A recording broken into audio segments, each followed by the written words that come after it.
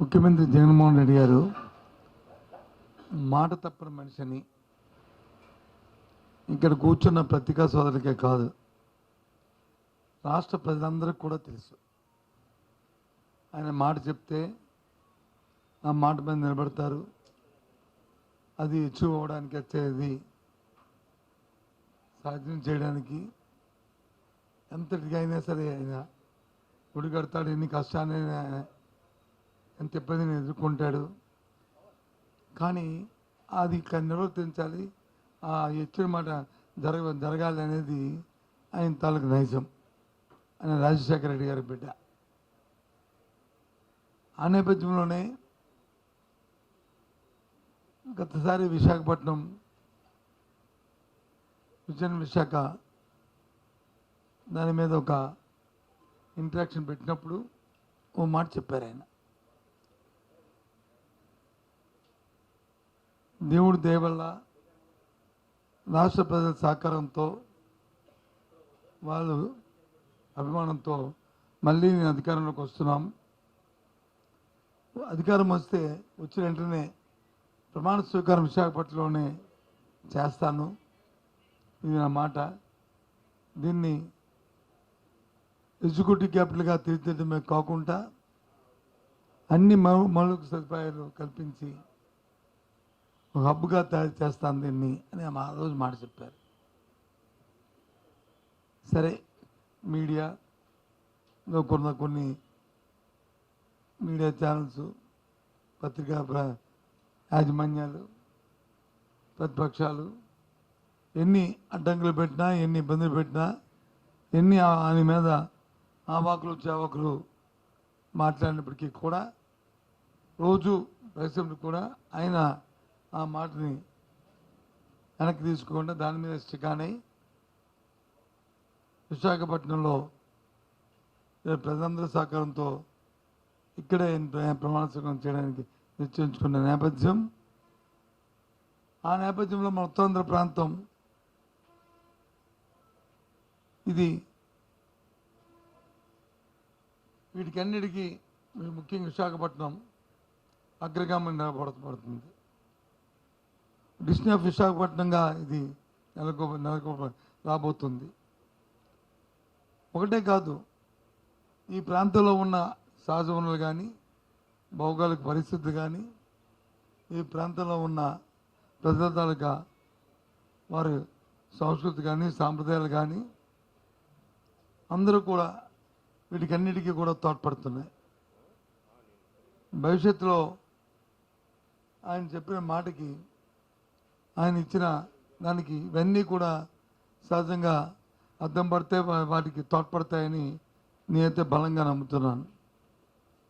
ఎందుకంటే మనకు తెలుసు, రాష్ట్ర విభజన జరిగిన తర్వాత గత 5 సంవత్సరాలుగా ఏ రకంగా ఆంధ్ర రాష్ట్రం తాలూకా అభివృద్ధిని కానీ, ముఖ్యంగా మన ఉత్తరాంధ్ర ప్రాంతం తాలూకా అభివృద్ధిని కానీ, విశాఖపట్నంకు ఉన్న ఔన్నత్యాన్ని కానీ ఏ విధంగా పట్టించుకోకుండా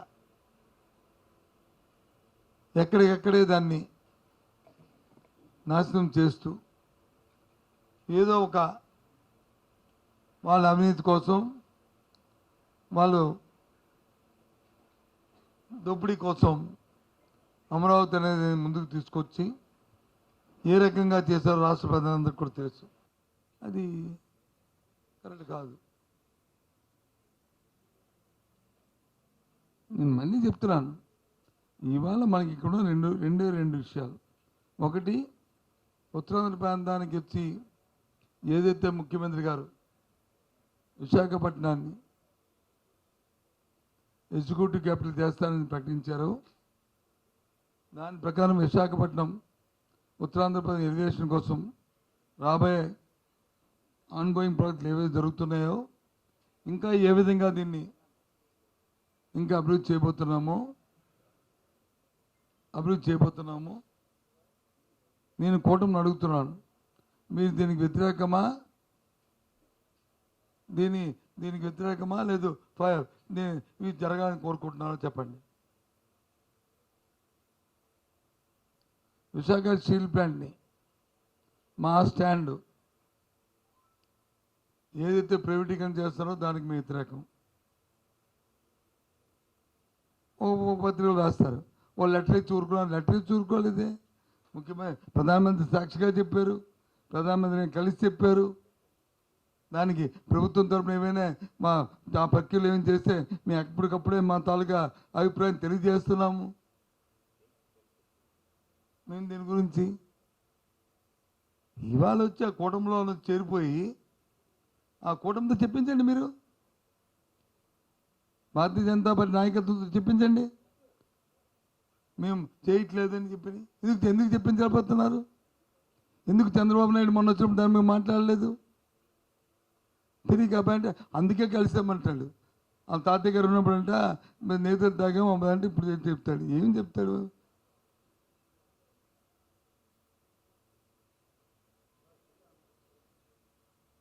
చంద్రబాబు నాయుడు ఓ మోసం, దగ్గ, మాయ, ఆయనకు ఒక పేటెంట్ ఇది. ఎవడు నమ్ముతాడు ఆయన మాటలు? చెప్పండి, భారతీయ జనతా పార్టీ నాయకులతో చెప్పించండి అన్నమాట. అమిత్ షా గారితో చెప్పించండి, మోడీ గారితో చెప్పించండి. తప్పేముంది? రేపు వస్తారు కదా ఇక్కడికి కూటమిని అడ్రస్ చేయడానికి. నాకు తెలిసి వాళ్ళు వస్తారని కూడా అనుకోను, ఎందుకంటే ఇవన్నీ సమస్యలు ఉన్నాయి కాబట్టి, దీని మీద వివరణ ఇవ్వాలి కాబట్టి.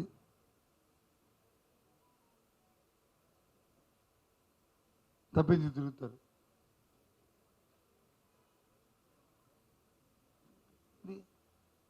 ఇవాళ మేము చెప్తున్నాం కాబట్టి మళ్ళీ మేము ముందుకు ఎందుకు వచ్చానంటే, ఇవాళ విశాఖ విభజన నేతృత్వంలో రాబోయే 10-20 సంవత్సరాల్లో ఈ దేశంలోనే అగ్రగామిగా ఈ పట్టణం తయారవబోతుంది.